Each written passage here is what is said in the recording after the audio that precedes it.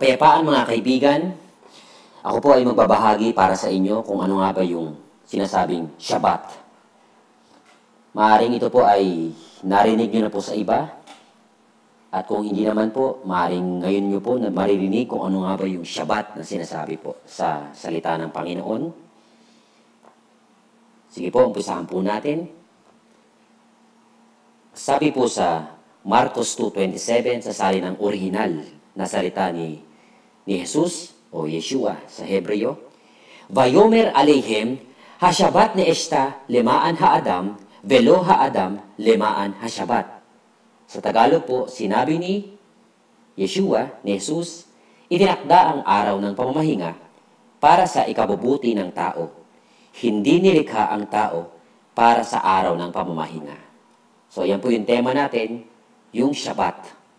Kung ano yung Shabbat na sinasabi. Shabbat. Ito po yung mga katanungan po na ating titignan sa pag-aaral po ng kung ano nga ba yung Shabbat. Sino po ang ibig na nasa Panginoon? Sino po ang ibig ng kagalingan? Sino po ang ibig magpahinga? Sino po ang ibig sumunod kay Yahweh? Sino ang nais sumunod kay Yahweh? Sino po ang ibig pagpalain ng Diyos? Ang lahat po ng kasagutan ay masasagot po ngayon kung ano nga ba ang kahalagahan ng Shabbat o yung araw ng pamamahinga. Shabbat. Narito po mga katanungan patungkol sa Shabbat. Kung ano nga ang Shabbat, sino ang nagtalaga ng Shabbat, kailan ang Shabbat, bakit kailangan nating ipagdiwang ang Shabbat, paano ipinagdiriwang ang Shabbat, at gaano kaimportante ang Shabbat Day. Una po, ano ang Shabbat? Ang Shabbat po ay salitang Hebreo na merong malawak na kahulugan na ang ibig sabihin ay to cease, desist, rest, desist from labor, to cause, to cease, put an end to exterminate, destroy, to cause to fail, to keep, or observe the Shabbat. So yun po yung ibig sabihin ng Shabbat, salitang Hebreo po. Ang mga reference po natin, ayan, nandito po. Ito po yung ginagamit ko po upang i-interpret ang mga scriptures. Ito po ay hindi ko po opinion. Ito po ay ayon po sa salita ng Panginoon. Hayaan niyo pong ibahagi ko po sa inyo ang mga scriptures na ito, mga batayan na ito, para mapaliwanagan at maliwanagan po tayo patungkol sa araw ng pamamahinga or Shabbat na sinasabi po. Pangalawa po, sino ang nagtalaga ng Shabbat? Genesis 2:2. Ang Panginoon po ang nagtalaga at nagpala ng araw ng pamamahinga. Genesis 2:2 sa English po, and on the seventh day, God finished His work which He had made, and He rested on the seventh day from all His work which He had made. And God blessed the seventh day and hallowed it, because in it He rested from all His work which God had created and made. Makikita po natin dito na ang mismong Diyos, ang ating Creator, ay nagpahinga, itinalaga ang araw ng pamamahinga. Hindi dahil napagod siya, kundi inilaan niya ang araw, ang ikapitong araw, para italaga na ang kanyang ginawa, simula una hanggang ika-6 na araw, ay napakabuti. Sinabi nga po sa Genesis 1:31, and God saw all that He had made, and behold, it was very good. Napakaganda po ang disenyo na ginawa ng Panginoon. Sa langit at lupa, maging sa tao, nilikha po ang tao ayon po sa wangis ng Panginoon. Nilikha po ang tao, babae at saka lalaki po. Pakatlo po, kailan ang Shabbat? Exodus 28, ito po ay sinabi kay Moses, simula nung tumawid ang mga Israelita hanggang sa nakapunta sa Mount Sinai o bundok ng Sinai, inihayag po ng Panginoon ang kanyang kasunduan o tipan sa mga Israelita. At sinabi po sa Exodus 28, remember the Sabbath day to keep it holy. 6 days shall thou labor and do all thy work, but the seventh day is a Sabbath unto Yahweh thy God. In it thou shalt not do any work, thou nor thy son, nor thy daughter, thy manservant, nor thy maidservant, nor thy cattle, nor thy stranger that is within thy gates. For in 6 days Yahweh made heaven and earth, the sea, and all that in them is, and rested the seventh day. Wherefore Yahweh blessed the seventh day, the Sabbath day, and hallowed it. Makikita po natin dito yung utos ng Panginoon para sa Israelita na alalahanin ang araw ng pamamahinga. Dahil po para mapaalalahanan po ang mga Israelita na ang Panginoon mismo ang nagpala ng ikapitong araw. At inilaan niya po yun at nagpahinga po siya. Ang Panginoon, Creator, ay nagpahinga upang ang kanyang mga creation ay makapagpahinga din kasama niya. Kailan ang Shabbat? Makikita po natin ang Shabbat sa Mark 16, may reference po. Mark 16 verse 1, and when the Sabbath was past, tapos na daw po yung Sabbath. Mary Magdalene and Mary, the mother of James and Salome, both spices that they might come and anoint him. And very early on the first day of the week, they come to the tomb when the sun was risen. Makikita po natin, meron pong Sabat na natapos na at nung unang araw, maagang maaga, pumunta po sila, Mary Magdalene, pati po si Mary, the mother of James, ay pumunta rin po para po i-anoint si Jesus po. Makikita po natin dito na ang Sabat ay mauuna. Natapos na yung Sabat, then sumunod po yung ikaunang araw. Ang Sabat po is sundown to sundown.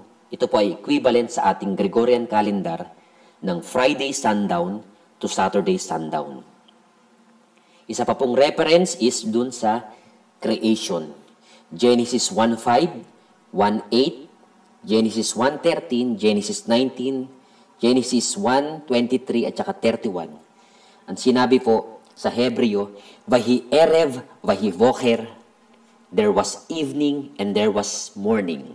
So nag-i-start po ang unang araw po sa pagpatak po ng pagbaba po ng buwan, sundown to sundown. Isa pa pong example nandun po sa Matthew 28 verse 1.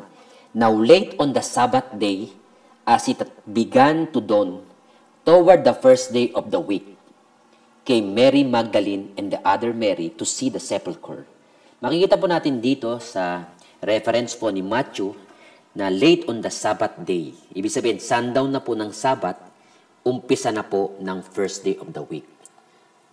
So, ganun po ang pagbibilang po. Sundown, Friday sundown to Saturday sundown. So, yun po. Sunday services.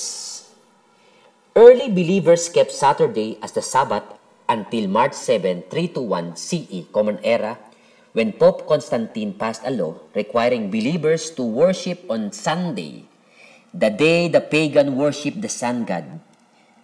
Believers still kept Saturday as the Sabbath until another law was passed 11 years later. This law, signed into decree by Pope Constantine, forbid believers to worship on the Sabbath or Saturday, and it was punishable by death by the Catholic Church. Many believers were burned to death by the Catholic Church for keeping the Sabbath. Makikita po natin dito, ang mga mananampalataya po ay pinagpapatuloy pa rin po ang paninilbihan o yung Shabbat, yung araw ng pamahinga. Kaya lang po, nagkaroon po ng decree si Pope Constantine na ang mga nagsasyabat ay pine-persecute, pinapatay po. Isa pa pong dahilan, sino ba nagbago ng Sabat? Paano nangyaring linggo na ito, ang araw ng pamahinga? Tingnan po natin yung detalye ng isang kaaway kung paano po nilalayo sa tunay na kautusan ng Panginoon. Ito po ay nakasulat sa Catholic Catechism, page 50. Makikita po natin dito yung tradisyon at saka yung salita ng Panginoon. Ating pong hihimayin kung ano po yung salita ng Panginoon. Ang tradisyon po ay hindi po masama ang tradisyon. Ngunit ang tradisyon po nagiging masama kapag nagagawa natin ang tradisyon at nakakalimutan natin yung utos o yung salita ng Panginoon. God said, yung Torah or yung teaching na sinasabi po, yung greatest commandment po natin ang mahalin ang Diyos ng buong puso, buong lakas, at ng buong kaluluwa. Sa Psalm 119 po, yung pagsunod po sa kautusan ay napakahalaga po. Catholic Catechism, the Convert Catechism of Catholic Doctrine, page 50 po. Nandun po nakasulat. Ito po yung mga katanungan at saka yung mga kasagutan po. Ayon po sa mga katanungan sa Shabbat. Which is the Sabbath day? Saturday is the Sabbath day. So yun po yung sinabi nila. At nasusulat naman po sa salita ng Panginoon, Exodus 28, remember the Sabbath day to keep it holy.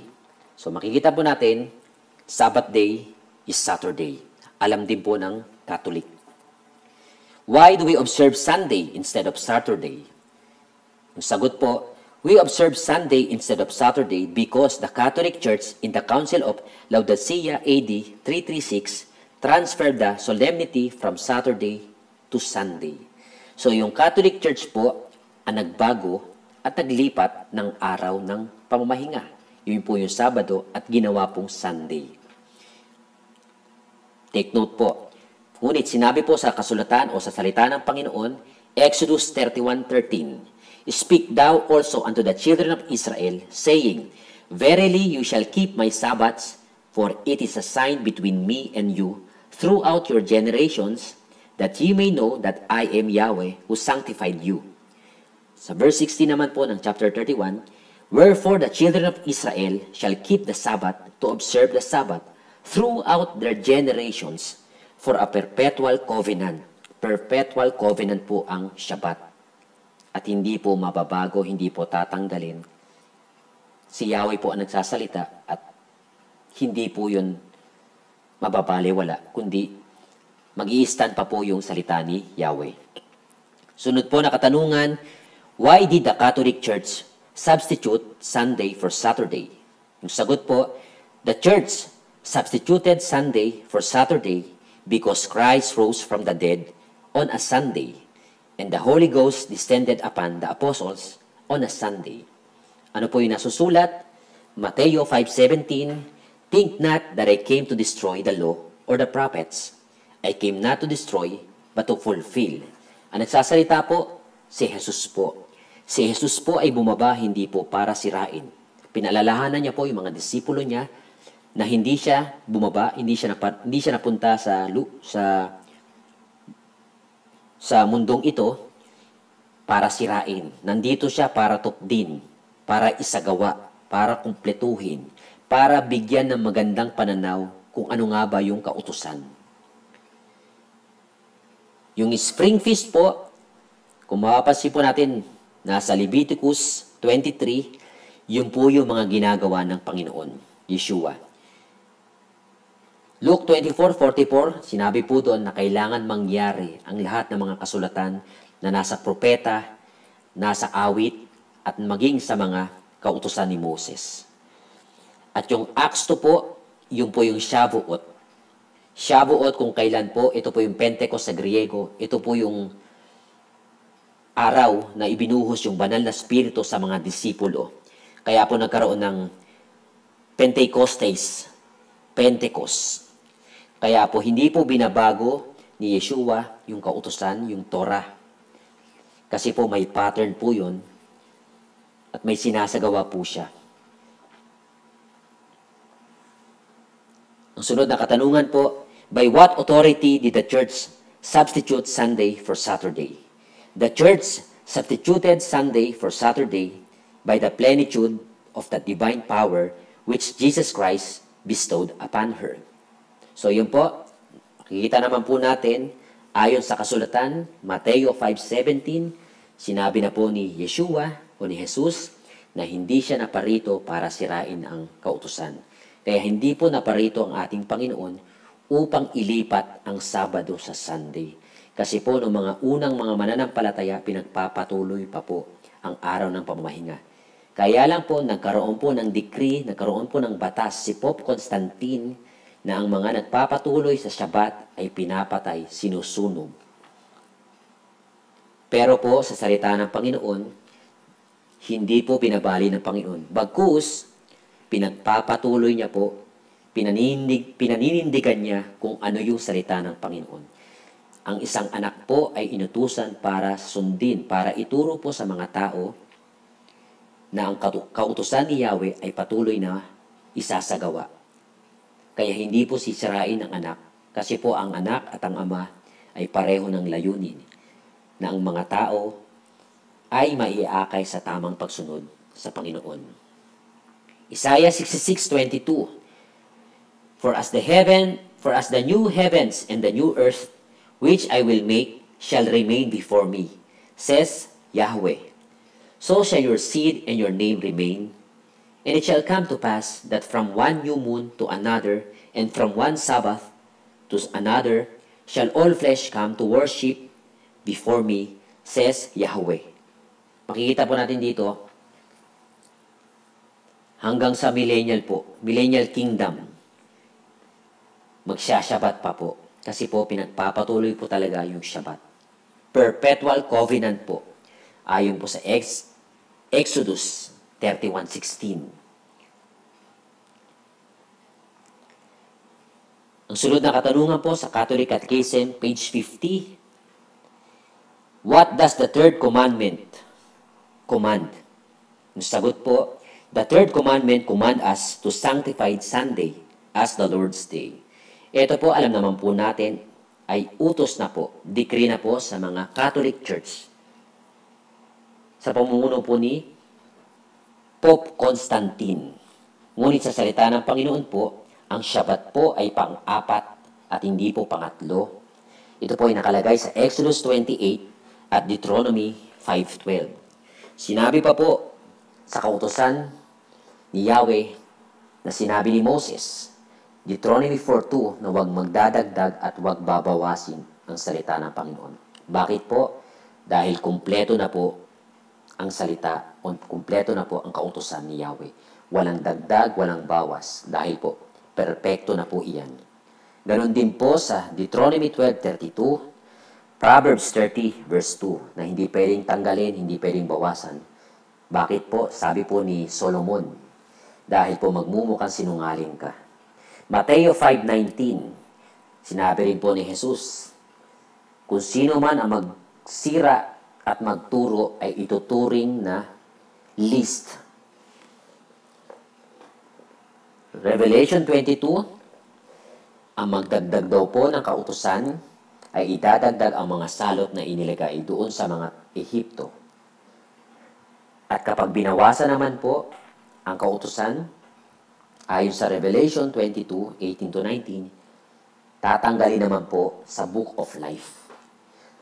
So ganun po kasagrado ang salita ng Panginoon na hindi na kailangan dagdagan, hindi na kailangan bawasan. Kasi po kumpleto na po yung salita ng Panginoon. Ang kailangan na lamang po ay isagawa, ipakita, hindi po parang hipokrito. Ipakita po ng dalisay yung totoo pong pagsunod sa Panginoon. May nakakita man o wala, sumusunod po tayo at tama ang ginagawa natin sa harap ng Panginoon. Kapag hindi po tayo kontento sa kung kailan po yung araw ng pamamahinga, may mga lengguwahe po tayo. Narito po, marami po mga lengguwahe at mga pinili lang po yung mga lengguwahe na nakuha ko po.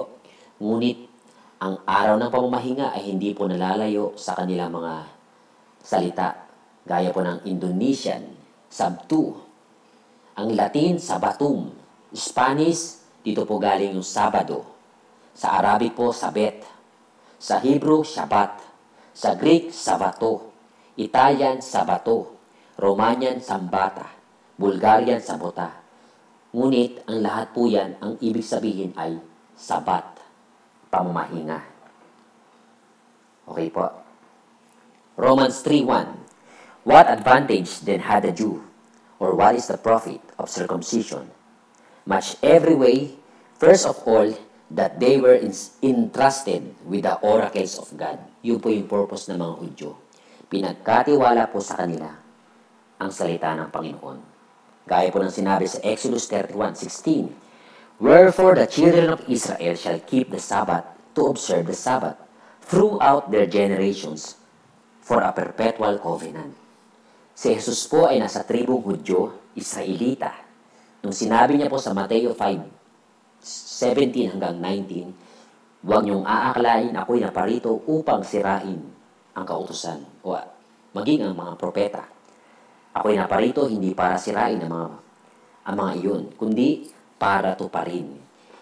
Maging si Jesus po, ginagawa rin po yung araw ng pamahinga. Pang-apat po, bakit kailangan natin ipagdiwang ang Shabbat? Bakit nga ba? Elohim, or God blessed, sanctified, and rested. Pinagdiriwang po natin ito dahil importante po sa ating Diyos na may likha ng langit at lupa na ang araw na yun ay kanyang pinagpala, ibinukod, at nagpahinga siya. Ang Shabbat po, ayon sa Exodus 31:13 at saka 17, ang Shabbat po ay isang palatandaan ng isang mananampalataya. Ezekiel 20 verse 12, Ezekiel 20 verse 20, Ezekiel 44:24. Sinabi na rin po sa mga propeta na ang araw ng pamamahinga ay palatandaan. Doon po natin malalaman ang tunay na mananampalataya. Yahweh who sanctified you. Exodus 31:17, Leviticus 28, John 17:17. Sa araw ng pamahinga, kapag tayo po ay nagpapahinga sa mismong araw na itinalaga ni Yahweh, sa mismong araw na kung saan siya nagpahinga, sa mismong araw kung saan niya pinagpala, yun po yung dahilan na tayo po ay nabubukod na rin po, na ibubukod tayo sa Kanya. Dahil nagpapahinga po siya, nagpapahinga tayo, tumutugma po yung ating relasyon sa Kanya. Appointed time. Ang Shabbat po is isa sa mga appointed times, weekly. Leviticus 33, verse 1 and 2. Ang Panginoon po ay merong para isa pong relasyon ang ating pakikinaig o pakikitipan sa ating Panginoon. Ang Panginoon po ay merong pong weekly, merong monthly, merong yearly. Para po sa mga mag-asawa, meron po tayong mga anniversary na tinatawag. Ganon din po sa mga church, sa mga assembly, meron po tayong mga anniversary. Yun po yung commemoration kung kailan po nag-umpisa yung church. Sa Panginoon, ganon din po. Meron din pong pag-alaala sa Sabat. Kung paano po nilikha ng Panginoon, kung paano po niya itinalaga yung araw ng pamahinga. Nagpahinga siya. At pinagpala niya. Yahweh, the Lord commanded Israelites, His people, to rest on Sabbath day. Dito po tinuturuan po ng Panginoon yung mga Israelita na magtiwala sa Panginoon sa mismong araw ng pamamahinga. Ang mga Israelita po ay inalis po ng Panginoon doon sa bayan ng Ehipto, bayan ng pagkaalipin, kung saan hindi po nila nararanasan ang pagpapahinga. Na sila ay pinapahirapan, ngunit nagpakilala ang Panginoon sa kanila, inilabas sila upang ibahagi, upang ibigay sa kanila, at upang iparanas sa kanila kung ano nga ba ang ibig sabihin ng pamamahinga. Ang pamamahinga na kasama si Yahweh. Pamamahinga na mayroong kaakibat na kaligtasan, maayos na relasyon sa Panginoon, sa tunay na Diyos. Pamamahinga na kung saan ay paglaya sa kanila sa pagkaalipin. Sinabi ng Panginoon, if you love me, keep my commandments. John 14:15, John 15:10. Ang Shabbat po ay ika-4 na tipan, ika-4 na kautusan ng Panginoon. Kaya kung mahal po natin ang Panginoon, kung ano po yung tinuring niyang banal, kung ano po yung araw na itinalaga niya, araw na pinagpala niya, pahahalagahan din po natin. Para po tayo na merong iniibig na isang babae o isang lalaki na kapag mayroon siyang importanteng bagay, aalagaan din po natin. Kasi po, kapag ang isang babae o isang lalaki ay meron siyang mahalagang bagay na inaalagaan at sinira po natin yun, ano po ang pakiramdam na ang isang importante ay sinira lamang ng isang tao? Ganon din po sa Panginoon. Napakahalaga po yung Shabbat. Kasi po, ang Shabbat po ang nagiging daan upang patuloy na makilala natin ang salita niya. Upang makilala natin na meron tayong Creator na nilikha tayo ayon sa kanyang imahe o sa wangis, na tayo dapat ay godly. Number 5, paano ipinagdiriwang ang Shabbat? Ipinagdiriwang po ang Shabbat sa pamamagitan ng Torah reading o yung pagbabasa po ng libro ni Moses. Yung foundational teaching po natin. Foundation, then lahat po ng libro matatamaan po. Pero ang parasya po, yung portion sa Hebrew po parasya, pinabasa po natin yung libro ni Moses upang tayo po ay makapagbigay kalakasan ng loob, upang mahanap din po natin kung nasan po ang ating Panginoon. Ang Panginoon po si Yeshua, sa araw ng pamamahinga, ay nagsagawa rin po ng araw ng pamamahinga, nagpahinga po siya. Ang kanya pong binasa ay nasa libro ng mga propeta, Isaiah 61. Nandun po yan sa Luke 4:16-19. Kanyang mga disipulo, si Saul o si Paul, ay nandun po, nagbabasa din po, at nagbibigay kalakasan ng loob sa mga kapatiran. Ang pagbabasa po ng salita ng Panginoon ay upang makita kung ano po yung naobserbahan natin at kung nasan po ang Panginoon sa binabasa natin. Ang mga libro o aklat ni Moses na sinulat ni Moses, yun po ay pagpapahayag kung sino si Jesus ngayon po sa buhay natin. Malalaman po natin yung New Testament kapag nabasa po natin yung Old Testament. Hindi po natin maintindihan yung Old Testament, kaya kailangan po natin basahin yung New Testament. Yung New Testament po, patungkol po yun sa mga Old Testament. Yun po yung hinihintay nila na Messiah, yung kaligtasan sa buhay ni Yeshua. Yeshua po is salitang Hebreo, yun po yung tunay na pangalan niya, na ang ibig sabihin po sa Tagalog, kaligtasan. Reading the law and the prophets, Acts 13:27. Ito po yung mga ginagawa sa araw ng pamamahinga upang malaman po natin, pagbulay-bulayan po yung salita ni Yahweh kung ano nga ba ang nasusulat. Meron din pong prayer, Acts 16:13. Mga Bereans po sa araw ng pamamahinga ay sinasaliksik po ang salita ng Panginoon. Dito po natin makikita na kahit sino po ang nasasalita, ay pwede nyo pong himayin, pwede nyo pong i-test. Kumbaga, tinuturoan po tayo sa araw ng pamahinga na hindi lamang po tayo makinig, kundi pare-pareho po tayo mag-aaral sa araw ng pamahinga. Bakit po? Dahil po buhay po ang banal na kasulatan, buhay po ang banal na spirito sa kalagitnaan ng bawat mananampalataya na nagsasagawa ng araw ng pamahinga. At meron pong discussion para magbigay po ng kalakasan loob sa ating mga kapatiran kung ano nga ba yung nasusulat, ano ang pagkabasa, ano ba ang dapat gawin, at kung ano ba yung tama at kung ano yung mali. At kung may mali, yun ang dapat ihingi natin ng tawad at huwag na natin gawin. At kung may tama, yun ang ituloy natin at yun ang ipagpatuloy natin talaga. Isaiah 58:13 and 14. Ang araw po ng pamamahinga ay hindi po ito binigay ng Panginoon para po tayo ay gumawa ng sariling kagustuhan natin. Dahil po may kaakibat na warning po iyon sa Jeremiah 17:21 at saka Jeremiah 17:27 na huwag po natin samantalahin ang araw ng pamamahinga upang gamitin para tayo ay gumawa ng pansariling interes. Dahil kapag hindi po natin iningatan ang araw ng pamahinga, ang araw, ang banal na araw na itinalaga ng Diyos upang tayo ay makasama, meron pong sumpa sa mga hindi po sumusunod. Number 6, gaano ka-importante ang Shabbat Day? Gaano ba ka-importante?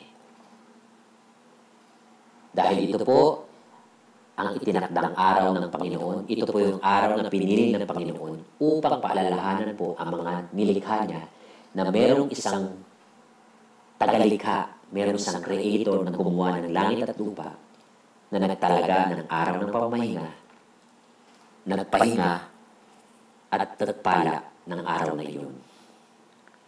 Ito po ay tipan ni Yahweh. Kung tayo po ay gusto po natin makatipan ng ating Diyos, ang ating Panginoon, susundin po natin kung ano yung gusto niya. Para po itong meron tayong iniibig na isang babae sa mga kalalakihan po, na kapag ang isang babae ay merong gusto at merong ayaw, at nalaman natin bilang lalaki, at kung ano yung ayaw ng babae, yun ang ginagawa natin. Hindi ba't hindi tayo sasagutin ng isang babae yun? Kasi yung mga ayaw niya, yun ang ginagawa natin. Di ba ang gagawin natin? Kung ano yung gusto niya, yun ang gagawin natin. Ganon din po sa Panginoon. Kung ano po yung gusto ng Panginoon, yun po yung sundin natin. Hindi po sa pamamaraan na kung ano yung gusto natin gawin para sa Panginoon. Bagkus sa pamamaraan na kung ano ang gusto ng Panginoon na gawin natin para sa Kanya.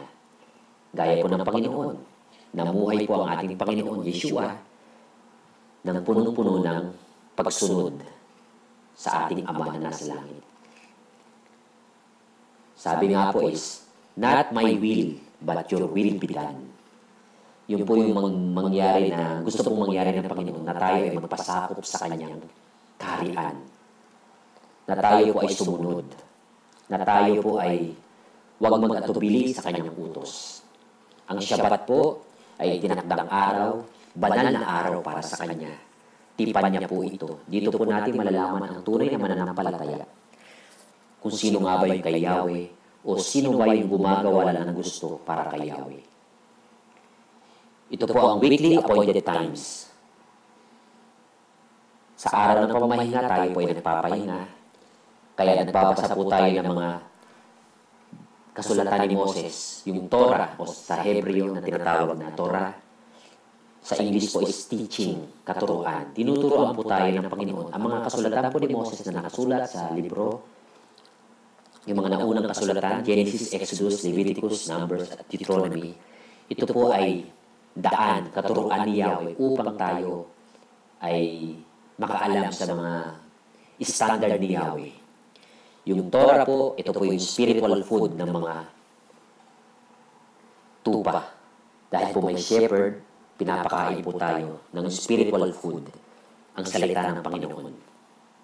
Ang ating Panginoon, bakit po natin kailangan, gaano po ka-importante ang Shabbat Day, maging ang ating Panginoon, Yeshua, ay nag-observe ng Shabbat. Sino ba naman tayo na kanyang mga disipulo tagasunod na hindi susunod? Kung talagang siya ang ating Diyos at tagapagligtas at susundin natin ang kanyang kagustuhan. Yayapakan natin, dadaanan natin, susundin natin kung ano yung ginawa niya. Kasi yung ginawa niya, yun ang tama. Kaya nga po sinabi, John 14:6, I am the way, the truth, and the life. Siya po yung daan. So dapat po natin gayahin po kung ano po yung nilakaran niya.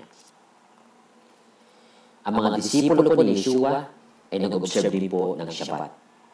Ayon po sa kautusan. Paano po nangyari? Balik na naman po tayo sa history.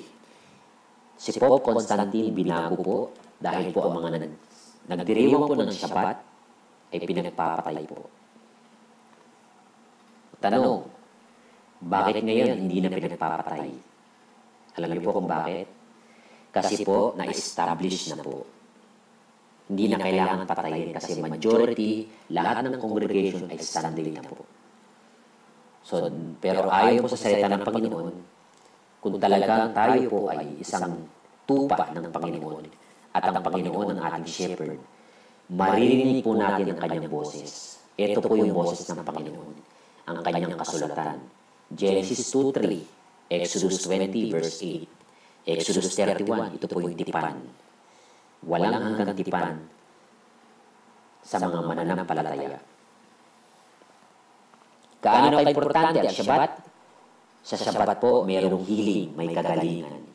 Kasama na po ang kagalingan dito, yung relasyon, yung tamang pag-unawa, tamang doktrina na ibinibigay ng Diyos para sa atin. Ito po yung mga gumaling sa araw ng pamamahinga. Yung babae mayroong infirmity, yung mayroong lalaking may withered hand, yung bulag, lahat po yan ay pinagaling ng Panginoon. At pati po yung sa conversion ni Lydia, na-convert po sila. Dito po sa araw ng pamahinga, mayroong restoration. Ibinabalik po tayo sa tamang katuruan, tamang kautusan ng Panginoon. Yung appointed times, yung covenant, nalilinis po tayo, natatama po tayo sa tamang relasyon ng Panginoon. Shabbat. Sino po ang ibig na nasa Panginoon? Sino po ang ibig ng kagalingan? Sino po ang ibig magpahinga? Sino po ang ibig sumunod kay Yahweh? Sino ang nais sumunod kay Yahweh? Sino po ang ibig pagpalain ng Diyos? Lahat po ito ay gustong-gusto po natin. Gusto po natin na nasa Panginoon, gusto po natin ang kagalingan, at gusto po natin magpahinga. Gusto po natin sundin ang Panginoon. Gusto po natin pagpalain ng Diyos. Kung gusto po natin pagpalain ng Diyos, ano po ang nasusulat? Isaiah 56 verse 1. Ang sabi ni Yahweh sa kanyang bayan, panatiliin ang katarungan at gawin ang tama, sapagkat ang pagliligtas ko'y hindi magtatagal, at ang aking tagumpay ay mahahayag na. Mapalad ang taong nagsasagawa nito. Siya na tumatalima sa tuntuning ito, iginagalang niya ang araw ng pamamahinga, at dumalayo sa gawang masama. Nais ba nating sumunod sa Panginoon? Mahal nga ba natin ang Panginoon? Ngayon po, kung mahal po natin ang Panginoon, nangungusap po ang salita ng Panginoon patungkol sa araw ng pamamahinga, kung gaano po kaimportante sa kanya ang araw ng pamamahinga. Ang araw na itinalaga ng Panginoon para sa kanyang mananampalataya, upang maalala siya, at upang magbigay papuri, pasasalamat, at magandog sa kanya. Ihandog po natin ang ating buhay kay Yahweh na nagbigay ng ating kapahingahan para sa atin, upang makilala po tayo. Narito po ang mga reference, ang Shabbat. Maraming salamat po sa Panginoon na nagbigay at naghayag ng mga kasulatang ito na hindi po opinyon ng tao. All glory and honor in the name of salvation, Yeshua, the Lord of the Sabbath. Amen.